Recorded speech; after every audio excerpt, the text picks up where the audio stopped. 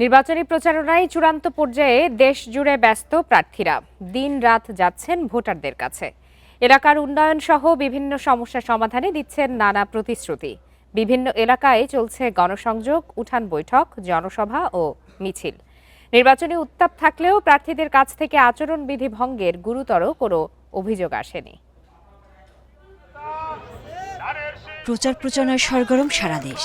ভোটারদের বাড়ি বাড়ি গিয়ে উন্নয়ন ও সমস্যা সমাধানের আশ্বাস প্রার্থী সমর্থকদের। ঢাকা ১৯ সাভার আসনে পাড়া মহল্লায় গণসংযোগ করেছেন প্রার্থীরা।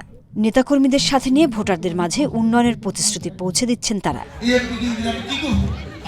চট্টগ্রামের নগরীর পাশাপাশি উপজেলাগুলোতেও চলছে প্রার্থীদের প্রচারণা। সকাল থেকে রাউজানের প্রচারণা চালান চট্টগ্রাম ৬ আসনের বিএনপি প্রার্থী গিয়াসউদ্দিন কাদের চৌধুরী। গণসংযোগ করেন বিভিন্ন এলাকায়।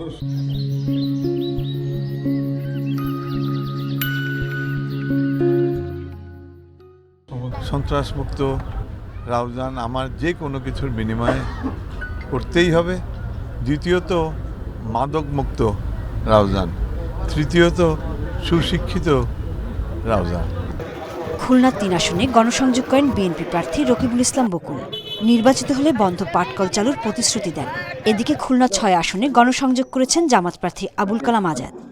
আমরা শেষ মুহূর্তে এসে আপনাদের কাছে আবেদন রাখতে চাই যে আমরা যেন কোনো টাকায় বিক্রি না হই, কোনো অপপ্রচারে যেন বিভ্রান্ত না হই। 26টা জুট মিল, নিউজপ্রিন্ট মিল, হার্ডবোর্ড মিল, জুট প্রেস সহ বন্ধ কলকারখানা যেগুলো আছে আমরা এগুলো অবশ্যই চালু করব।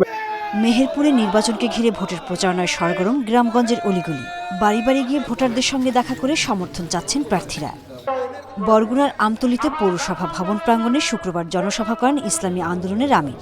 হাতপাখা বিজয়ী হলে বরগুনাকে দেশের মডেল জেলায় পরিণত করা হবে বলেন তিনি।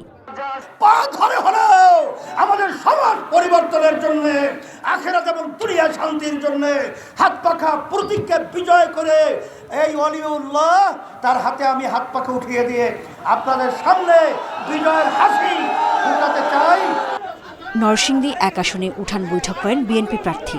নোয়াখালী ৩ আসনে গণসংযোগ করেছেন ১১ দলীয় জোটের প্রার্থী। বাগেরহাট, সিরাজগঞ্জ, ঠাকুরগাঁও সহ সারা দেশে ভোট থেকে গভীর রাত পর্যন্ত জোর প্রচার চালাচ্ছেন প্রার্থীদের নেতাকর্মীরা। সোহেলি জাহান, ইন্ডিপেন্ডেন্ট নিউজ।